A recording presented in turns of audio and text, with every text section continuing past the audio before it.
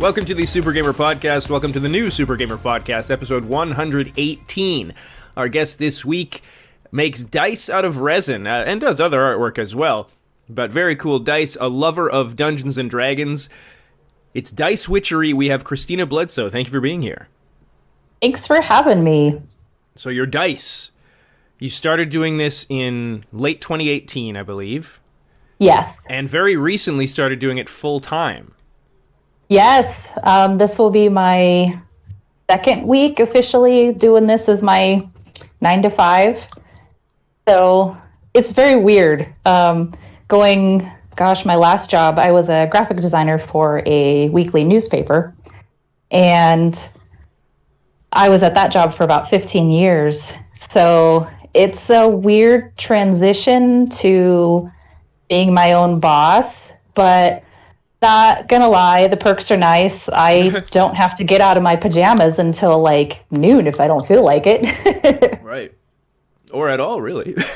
Really, yeah. I mean, there are days where it's slippers all day. So how's it, is it kind of tough to, as your own boss, is it hard to kind of stay motivated at all, or how's it been doing this full time? So far it hasn't been difficult. How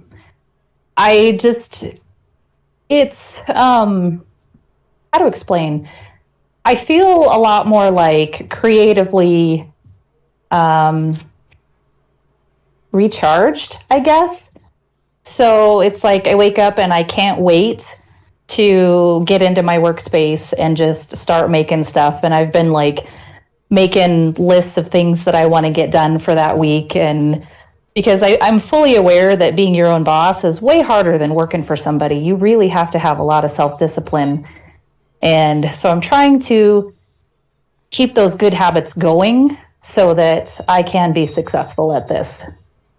And what about, I know there's a pretty vast community of dice makers out there on the internet, and you are a part of it. But is there enough demand to sustain, this huge community? So far, yes. That is definitely something that I worry about long term. But so far, surprisingly, yes. It is kind of a heavily saturated market, but being able to kind of have a couple items that set you apart from other dice makers really seems to help. Well, that leads to my question, in this community, what makes a Dice Witchery dice unique? What is Dice Witchery? I would say probably my most popular designs started with, I do these Galaxy Pearl dice where I do like these little resin multicolored pearls suspended in the center of a die, and then it kind of looks like a swirling galaxy underneath it. And I haven't done those in a while, though, because they are difficult to make. They take me a couple days just for one set. So I think lately my most popular ones are probably my ale-themed ones. I do like a light-colored ale and an amber-colored ale. And I do a purple one that's my fairy ale. And people just really seem to like those.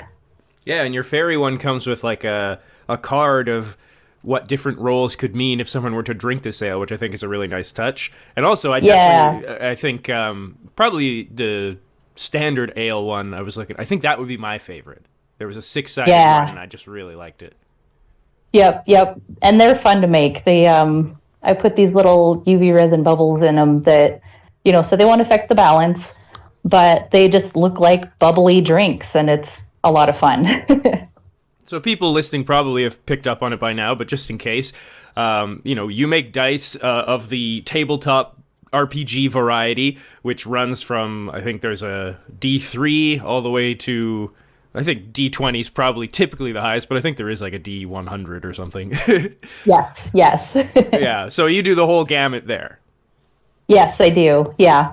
I just recently switched to an alternate style of a D4 because I am not a fan of the caltrops. So yes. I was going to bring that up. Yes, I love my little Mobius D4. It was printed for me by a master maker called Type 13, and he's fabulous.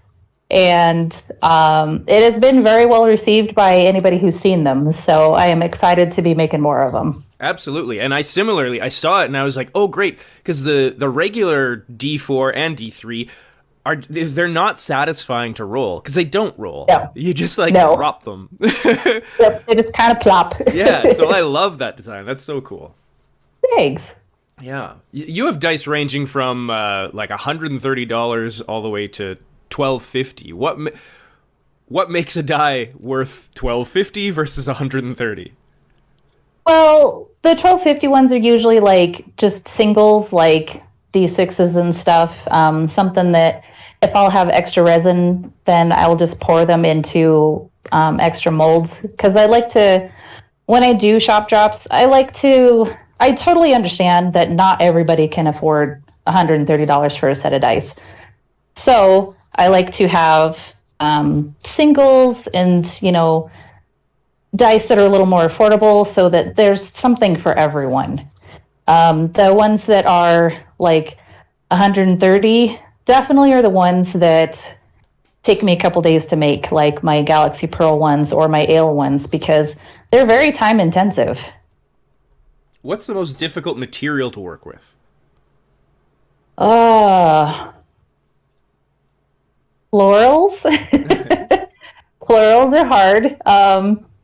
It's really like I've been drying my own flowers to put in resin, so that takes time. And then you have to manage to get them in the molds without breaking them.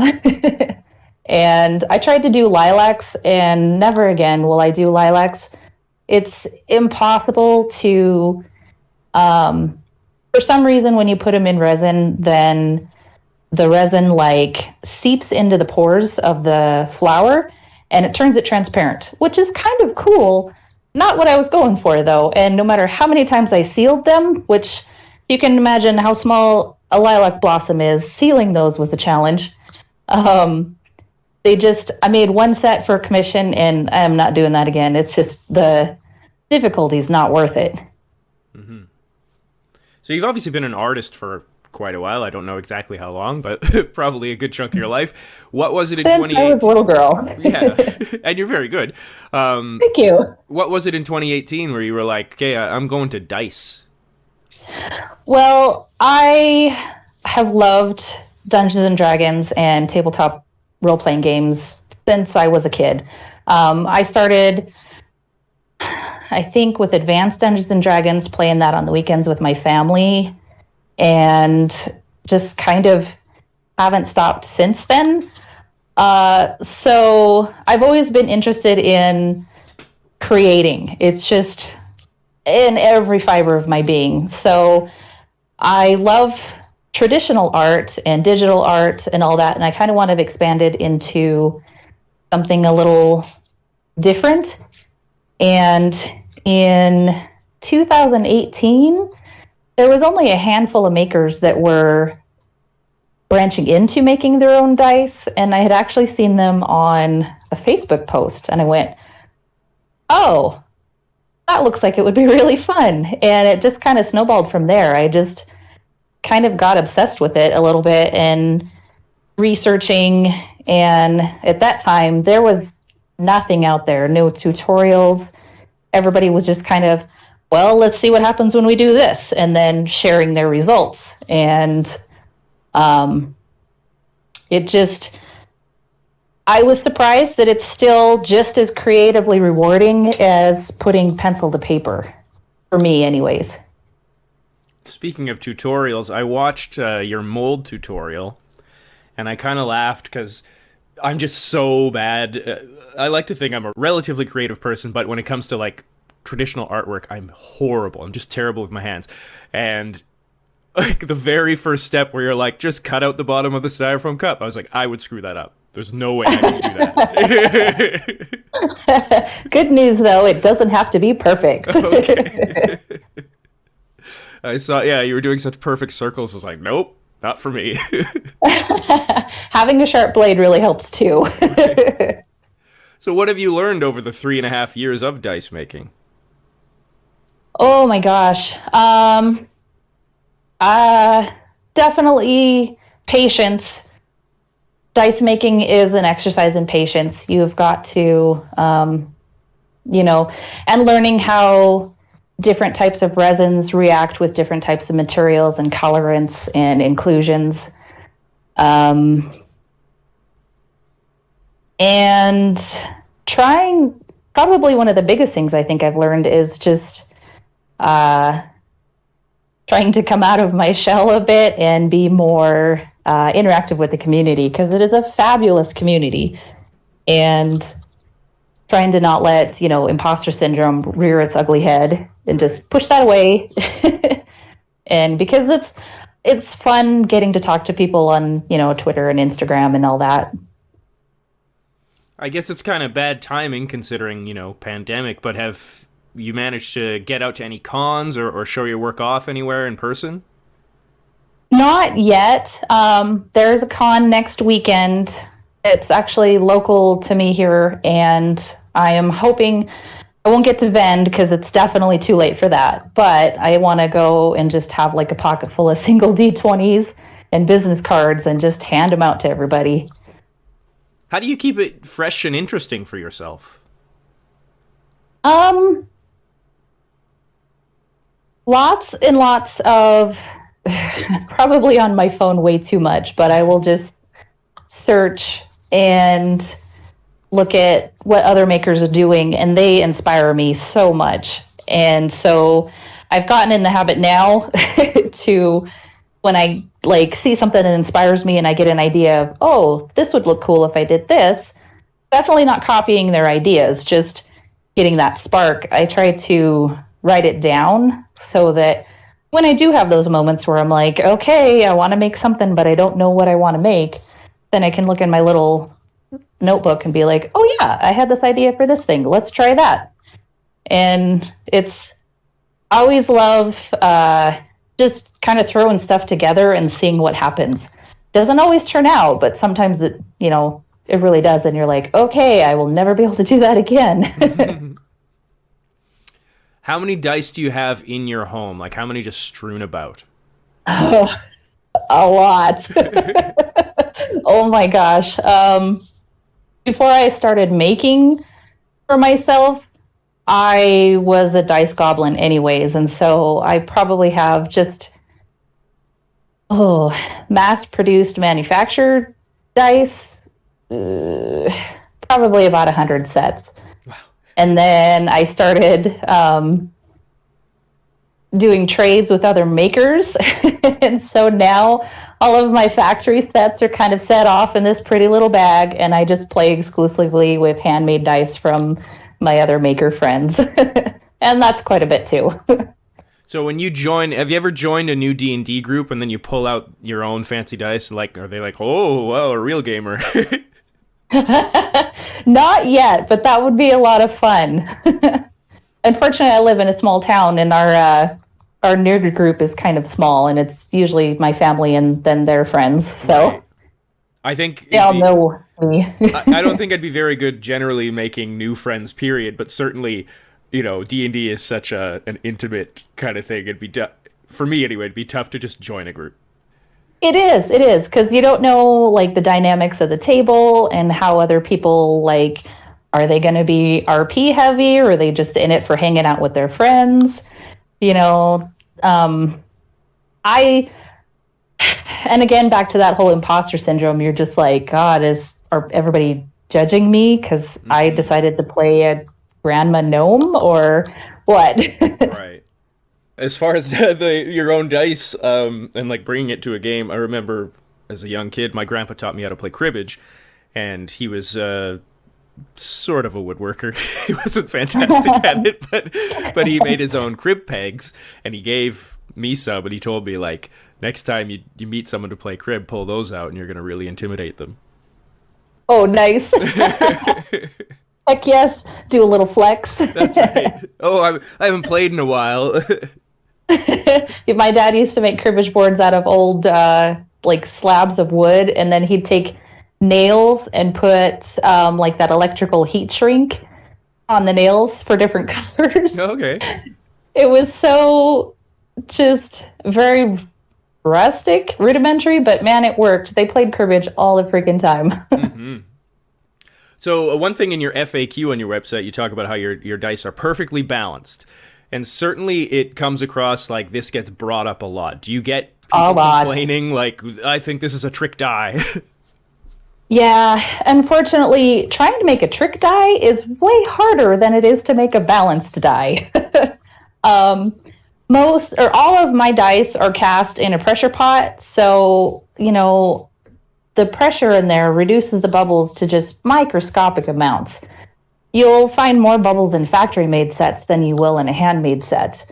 And I feel that even the person who started that, the whole saltwater test thing has come out and been like, okay, guys, can we stop doing this now? But for some reason, like, people just like kind of latch on to it. And it's just, I don't know. I feel like if they're that worried about balance in a game of make-believe with your friends, maybe they're playing the wrong kind of game. Mm-hmm. Well, that's how I feel. Like, even if it wasn't perfectly balanced, who cares? Unless you're getting like a 1 every time or 20 every time, whatever, like, okay. Yeah.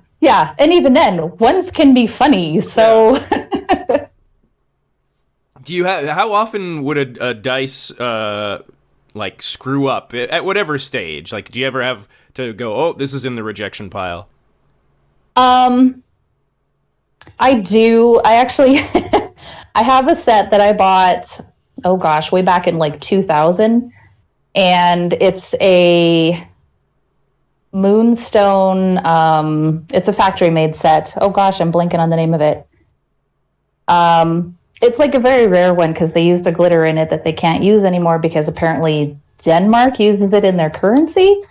That's actually cool. Yeah.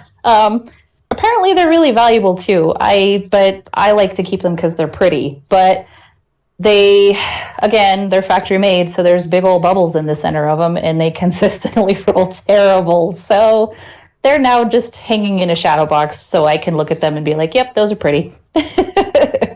But as far as the ones that you make, is it pretty much, well, you're always going to make a perfect one, or does it come out sometimes and you're like, whoops, that's not the shape it should be? Oh, yeah, when I'm casting them? Yeah. Is that what you're asking? Yeah, exactly. Oh, yeah, for sure. For sure, yeah. I have so many jars of fails. I have a couple. I learned the hard way with slab molds that if you don't fill every single spot with resin, then for some reason when you put it under pressure, it will distort the rest of the dice. So I have a couple D6s that they have hips. I think that'd be a fun D&D campaign, like the rejected dice, rebel or something. Right? Oh man, I have so many of them. Tell me about your current D&D character in whatever game you're currently playing. We just started Curse of Strahd, and we've only gotten to play one session, and that was like 2 months ago, so it's been a while. But I started a new character. I started a Tabaxi swashbuckler, and I am having a ton of fun with that character. Oh, she's so much fun to play. Especially getting that sneak attack damage. It's so nice. Her name is Bold Edge, and she's kind of very curious, as most Tabaxi are, and she loves to, this is so silly, but she loves to do that weird cat thing where they just stare at the ceiling, and then when someone else notices, they're like, what?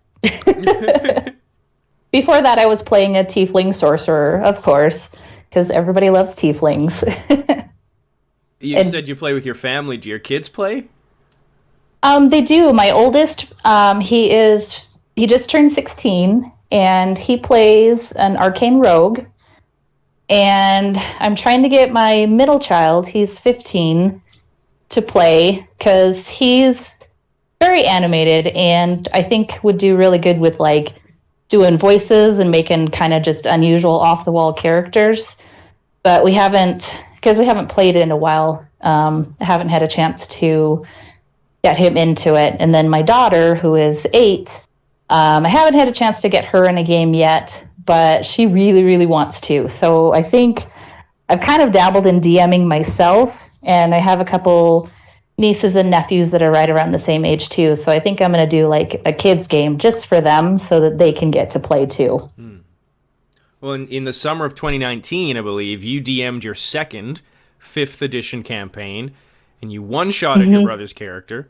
Yes. And for the first time, you flubbed a roll. Do you remember why you flubbed this roll? Because I was about to kill another player. Yeah, so I went, no, let's not. I don't. And I was DMing for a group who had never played D&D before, except for my brother, and he was kind of coming in as like a co-DM to help me out. And so I'm glad he was the one that got one-shotted because he thought it was hilarious. But I didn't want to, like, for these first-timers, set up their first expectation that they're going to die each session. Like, no. That's not how this works. Like, at my table, it's very much the rule of cool. And we'll just, sure, go try do that thing. Roll that dice and see how that happens. And it was really funny because it was a very mixed group of adults and younger kids. And some of the adults hadn't played since like 3.5, I think. It had been quite a while for them. And the kids, of course, this was their first time. And they just thought, I loved the kids. They thought it was the coolest thing ever. So, and I believe a couple of them have now gone on to, they have their own groups that they've started, which I think is just fantastic. You're spreading the word. Yeah, I love D&D so much. It's just collaborative storytelling. You just sit around a table with your favorite beverage and some snacks, and you just have fun with your friends and family. Like, what's better than that? Yeah. We have, I haven't played with my old group in a long time. Some people moved away, including our DM. Oh, no. But two things. He used to say, as a DM, dice rolling is for show. Basically telling us that he just made up whatever he wanted to make the story good. But you know what? I'm pretty sure my brother's done that too. Oh, yeah. This guy isn't particularly great at math, so I'm sure sometimes he just was like, Oh, I feel that. But one time we had made new characters, blah, blah, blah, and one of our guys had showed up really hungover. Like, wanted to be there for the game, but just was clearly having a terrible time. And he got one-shotted, like, immediately after rolling his character. And it was one of those, like, the DM was doing his best. He's like, oh, well, maybe you can roll for, this, or maybe this will work out for you. And just fail, until finally it's like, oh, your character's dead. And I just remember my friend just like, well, I'm out of here. Oh, no. Got up and left. Oh, no. Oh, I probably went home to sleep it off. Yes, exactly. That might be a good lesson, though. Don't show up to your games hungover. Yes, exactly. You have a commitment. Yes. Your kids obviously taking interest in D&D. Are they interested in your work at all? Yes, they love, when they come home from school, and especially now, that I pour in the morning, and sometimes I can pull something either before they get home from school or just after, depending on the resin that I'm using. But they love to be like, all right, what did you make today? And what about, like, is dice kind of where you're sticking with? Are you planning on branching out into, like, 'cause we've talked about how you do lots of different artwork. Is there anything else that you want to take Dice Witchery to? I do, actually. I'm working on kind of expanding a little bit. I want to offer, like, I'm going to change, it's still going to be Dice Witchery, but I'm going to add curiosities and tabletop treasures to the name. So that kind of encompasses anything that I want to put forth on there. It's not just dice. I'd like to offer, health potions and tabletop props and, lots of other things. I already have some stickers, but, other just cool, unusual things that can add flavor to any kind of game. And going way back to the dice shape, is there more than one shape for, say, like a D6 or something? Like, can you get creative in that sense? Or is it just like, well, if you want a balanced die, it's this? No, there absolutely is. I'm looking at getting a couple more. They have, I think they call them shard D6s, where they're just kind of elongated on 2 points. And they're just gorgeous and still roll just fine. So I'm looking at getting a couple of those. Unfortunately, I do not print my own master dice. That is not a technique I have mastered because that's a whole nother obsession. But I definitely want to add more funky shapes because, having the traditional ones are still very, very cool, but getting to have the option for alternate shapes is something I want to offer as well. Someone made a fake Instagram account of Dice Witchery. Yes. I kind of felt honored. I was going to say, you've really made it. I was like, woo, finally. Yeah. I mean, what happened there? Is it still around? Technically it's still around. It's one of those sneaky ones that they'll change their name. So, and I haven't done a giveaway in a while, so I'm not sure if they're still doing it. But it was definitely something tied to if you were doing a giveaway, then they would spoof your account to try and get people away from what you were doing and click on the links for their stuff. And I think it was just, phishing scams, but still really frustrating. Mm-hmm. It's just like, come on, people, not yours. Leave alone. Go do your own thing. It seems like such a strange tactic. It really is. It doesn't make any sense to me, but apparently it's worked for them in the past because there's a lot that do it. Right. And then I have to ask about, from an estate sale, you found an Arwen belt buckle. Oh, yes. Which is bizarre. Like, I can't believe that exists. It's so cool. Oh, it was so cool. And apparently that belt buckle company, I forget the name of it, but they made like a whole bunch of different themed kind of belt buckles. And just this estate sale was so cool because it was just full of so much random stuff, like, cool furniture. They had these beautiful glass sculptures.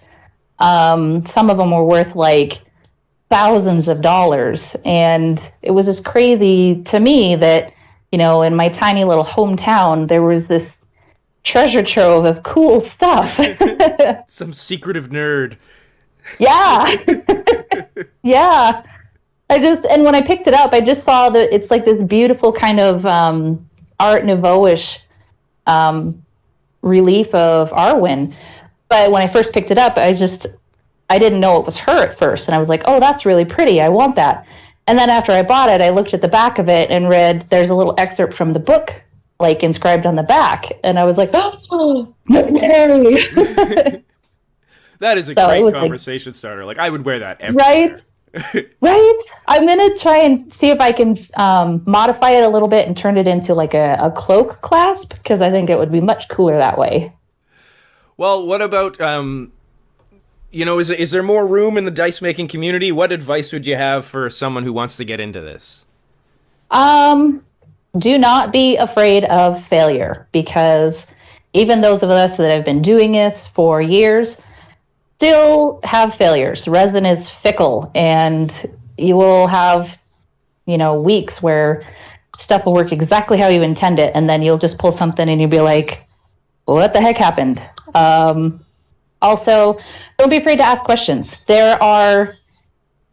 We try really, really hard to make the dice community very inclusive and very friendly. And, if you're going to be a butt, we're going to shun you and kick you out. So don't be afraid to reach out to makers. I've had several that will message me on Instagram or Twitter, which is like, hey, what's this tool that you're using? I'd like to get that. And I will happily send them links or answer any questions or anything like that. Also, be safe. Proper PPE is very, very, very important. Resin is very toxic, so make sure you're wearing your respirators and nitrile gloves and all that stuff, because you want to make sure you're as safe as possible while you're doing this. That's probably the top ones. Cool. Well, by the time this episode comes out, your store will have restocked, because I believe May 28th is the day that is happening. Anything new people should check out, and how quickly is this going to go? Like, how quickly does someone need to get on that? Right away. If there's something that I've been working on the last couple of weeks that you've been eyeballing, I would say set yourself a reminder, because once 2 p.m. Mountain Standard Time comes out, chances are high that they're going to be gone really, really fast. I try to make multiples of the sets that I know that are really popular, just to kind of give, more chances for people, but it is just me doing this, and I am trying my best. As a full-time creator, how often can you restock now? I am hoping to have dice drops every month, probably towards the end of each month. That way, I can still make my mortgage and feed my family. Well, if people want to get their hands on some of these, dicewitchery.com. You can also find Dice Witchery on Twitter, and Christina Bledsoe has some merchandise on Redbubble. Christina Bledsoe, thank you for being here. Thank you so much for having me. This was a lot of fun.